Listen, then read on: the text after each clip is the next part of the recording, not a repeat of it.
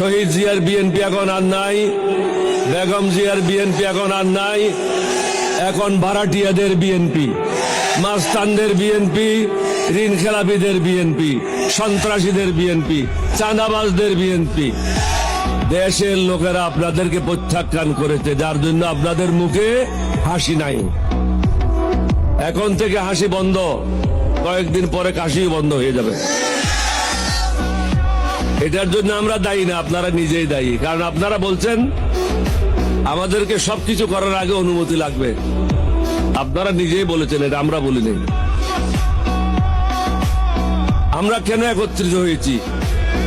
সবাই মনে করে জামায়াত ইসলাম মানে মৌলবাদী।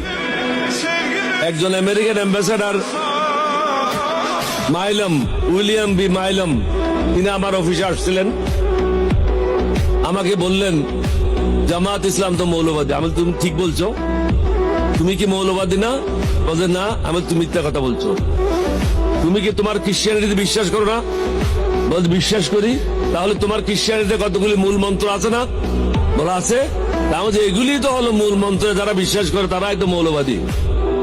প্রত্যেকটা মানুষ মৌলবাদী। যে হিন্দু সেও মৌলবাদী, যে বুদ্ধিস্ট সে মৌলবাদী, যে খ্রিস্টান সেও মৌলবাদী। আমরা সবাই মৌলবাদী। আমি বল, তুমি বলতে চাচ্ছ এক্সট্রিমিস্ট। এটা দুইটা পার্থক্য জিনিস। সুতরাং আপনারা যে ওষুধগুলি নিয়ে বাজারে বেরিয়েছেন, এগুলি পুরানো ওষুধ। এই ওষুধ আর কাজ হবে না।